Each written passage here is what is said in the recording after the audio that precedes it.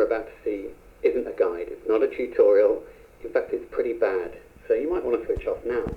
But if you want to see how I made this terrible thing, which is going to be a child's toy, then keep watching and maybe you'll get something out of it, who knows.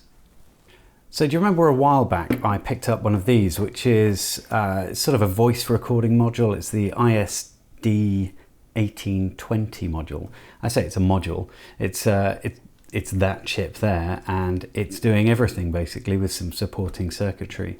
Got a little microphone on here, and what I'm planning to do is make a little box and put a couple of switches on the top.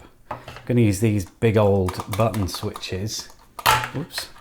And they've got an LED inside, as well as having a micro switch that goes on the bottom.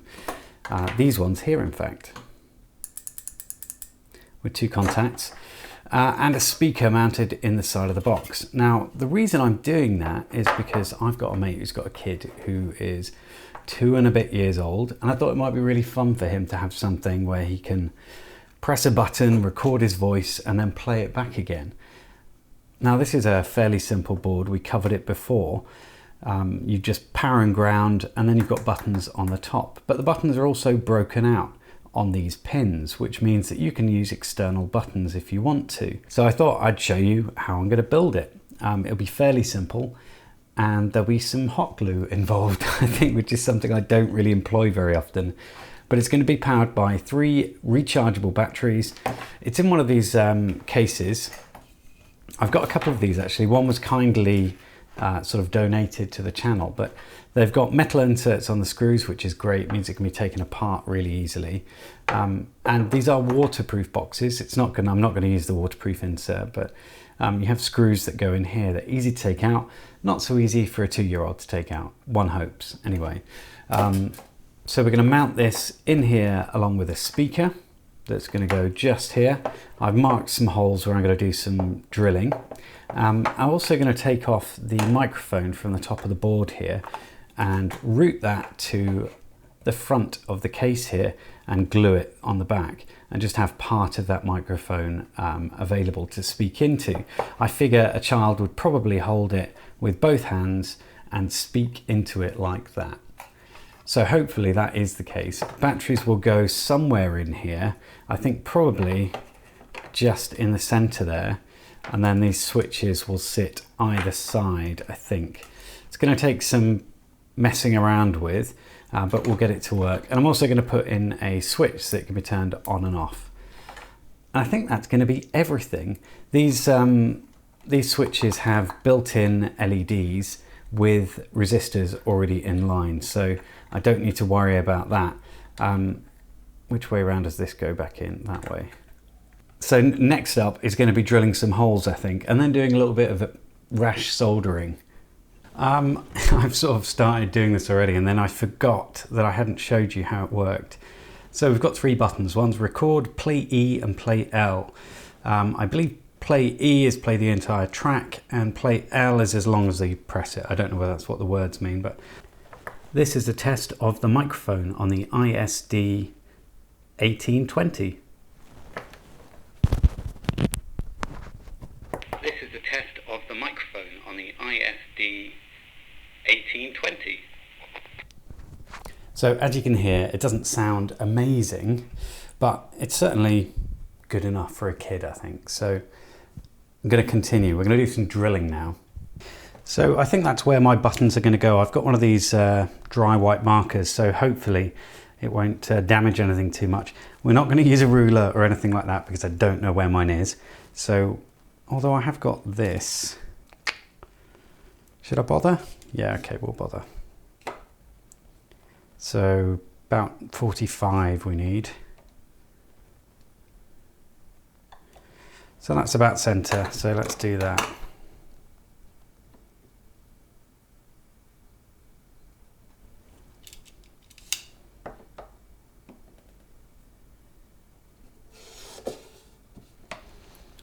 So if we just choose a couple of points along here, these things are how wide?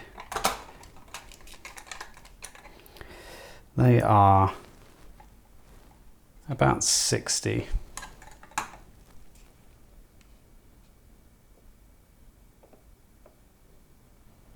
So I want one there and one there. That should give us enough room, so if I aim for there. Now, drilling in plastic is not something I've had great experiences with.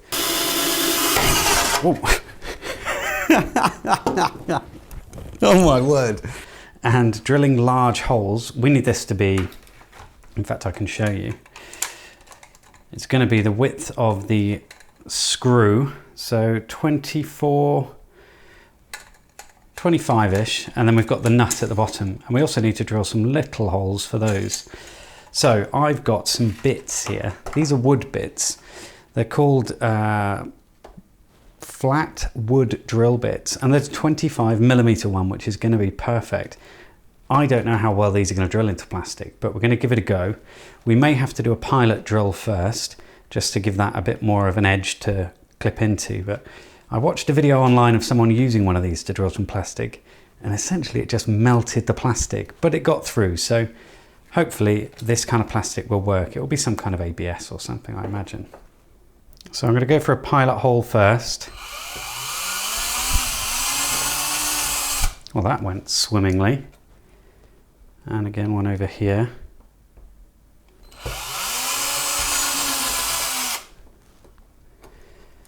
Now let's break out these flat bits.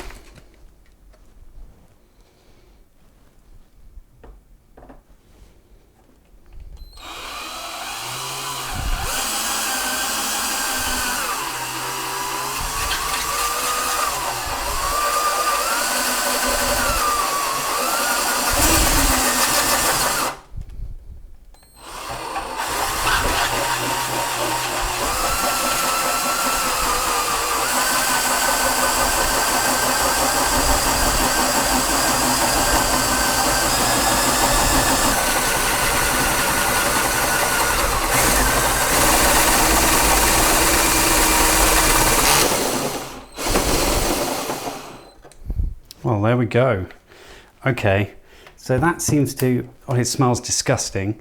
It seems to melt the plastic quite a bit. You can see it's fairly crappy, but that's okay, we can clean it up. Now we just need to mark out where our little holes are going for these indents and drill the other hole too. That's fantastic. Right, after a little bit of drilling and a few accidents, one where this lid went flying across the room because I wasn't holding on to it. That's exactly what happened last time, if anyone remembers. Well, it fits. There was a little bit of an issue, if you can see there, with the drill hole not being quite the right size. So I had to pull the drill across, and now it fits in perfectly. So I'm really happy with that. So now I just need to do the next one. I won't show you both of these things. And then we're going to drill some holes for the speakers and for the switch and for the microphone. So I'll get on with it. Well, that all seemed to go surprisingly well. I mean, obviously I've manhandled some of the holes here, but the buttons do fit. So, oh wait.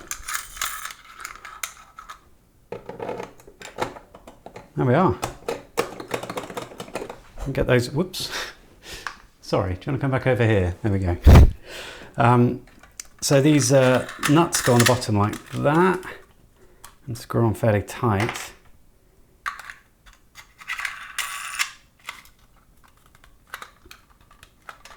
And then the buttons sit flush, which is brilliant. We've got a little speaker hole here. That's where this speaker's going to go. I changed my mind from the previous speaker. It's not going to stand up in there. I'll have to glue that in. So that will go there. And then we've also got a switch, which is going to go on the inside, just there. And that's going to be the power. Now, I changed my mind about where the microphone went. I decided that I was probably holding it like this because I'm a big person and I've got big person hands, and little kids probably won't be able to hold this whole thing because it's fairly chunky. So they might use it on the floor, and so I've put the microphone just there.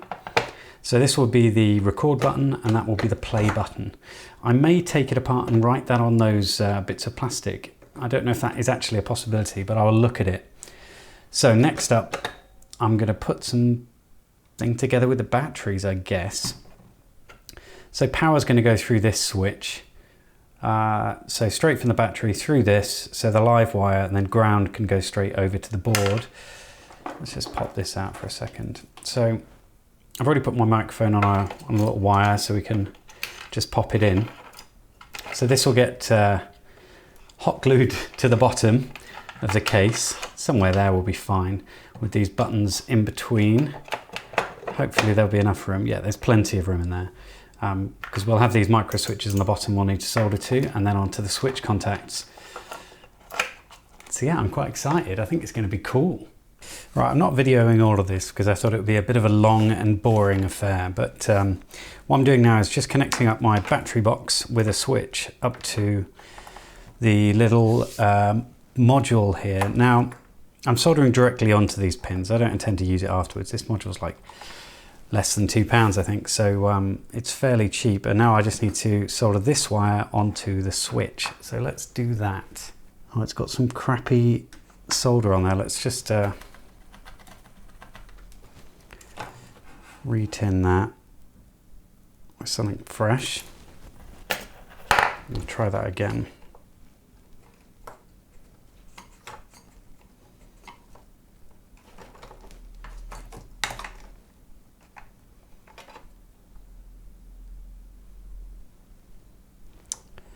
A little bit awkward.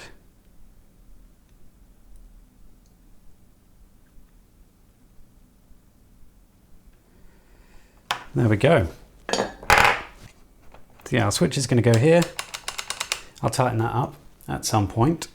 Our battery box is going to sit at the back there. I might have to cut down one of these stumps because I believe these probably stick down a bit too far. Let's find out if that is the case. Yeah, that's sort of jabbing the battery box, so we might have to go like that with the battery box perhaps, or on the far side like that. Yeah, that will work just fine. So I'll glue that over there. The other module will get glued over there, and then the speaker will come over here. That is exciting. Well, this is quickly turning into the messiest build I've ever done, but we've got two connections left. So we've got these two micro switches here, and the top one on here is the one that's connected when you press down. So I've got two long wires, because I want it so you can open this up and replace those batteries, recharge them. Two long wires that are going to go to the bottom two connections on here. The bottom one is record, the next one up is play E. Now, I really should get something to hold this, I think. What do I have? Oh, I've got these little spring clamps, so I might employ one of these. They're cute, aren't they? It was only £1 for this thing for, how many are there? 6. There we go, that will be fine. I've got access to those two pins there, and I'm just going to tack them on. It's not going to be a very strong connection, but it doesn't need to be. It's not going to be manhandled too much. Not on the inside, at least. I mean, it's for a kid, so he's probably going to drop it, throw it, whatever. It won't last forever, but that's okay. I don't need it to last forever. So let's tin up those bits.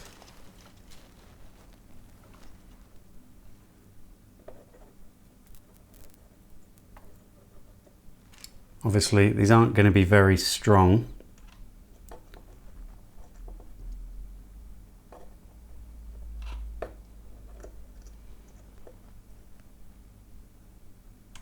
There we go. And it should now work, hopefully.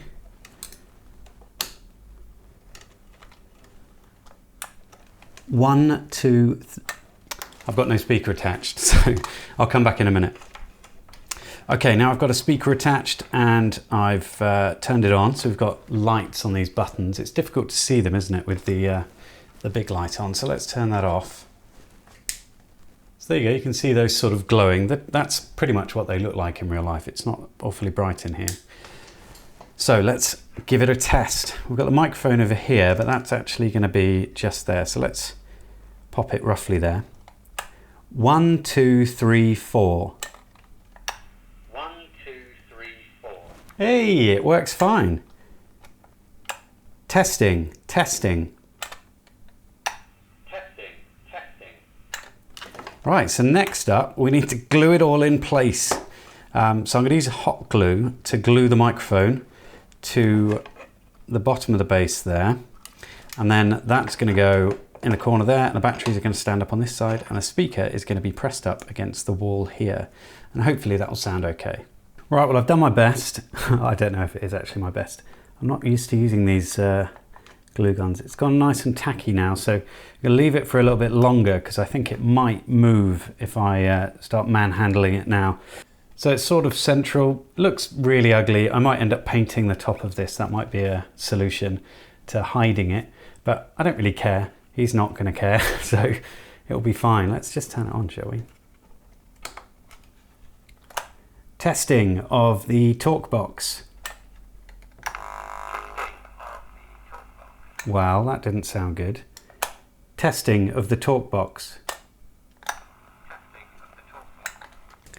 Well, there's something not right there. I'm just going to investigate. So I think I sort of figured out what was going wrong here. Now, I was using this bit of PC cable I'd cut out, and I thought that would be perfect because it's twisted. It sort of rejects interference that way, or cancels it out. I think that's actually the expression, but it didn't seem to be making a good contact. It was very crackly, so I got rid of that, and I'm using just some copper wire now. Testing, 1, 2, 3. Testing, 1, 2, 3. Which sounds a lot better. Well, here it is. I've not put the screws in, but this is basically it now. I've had a few changes I had to make, so if I just pop the lid off, you can see I reoriented the board so that it was facing up here. Also had to move the battery pack down a little bit because there's a ridge in the lid that needs to sit on that ridge there. And it sounds okay. It's a bit bassy. 1, 2, 3. 1, 2, 3. But if I play it with the lid, 2, 3. if I play it with the lid slightly off, 1, 2, 3. you can hear it's better. But I'm not overly worried about how it sounds. It looks a bit like a bomb. It looks odd, doesn't it? Still, I kind of like it. Quick tip with the microphone thing. I mean, I don't know if this is going to apply to everything, but I found that this wouldn't stick well. But if I put some hot glue on the microphone before I tried to put it in, let that sort of dry, and then when I put the microphone down, squirted it on the top there, hot glue sticks to other hot glue really, really well. So yeah, it's all right. I like it. 1, 2, 3. See you next time, guys. See you next time, guys.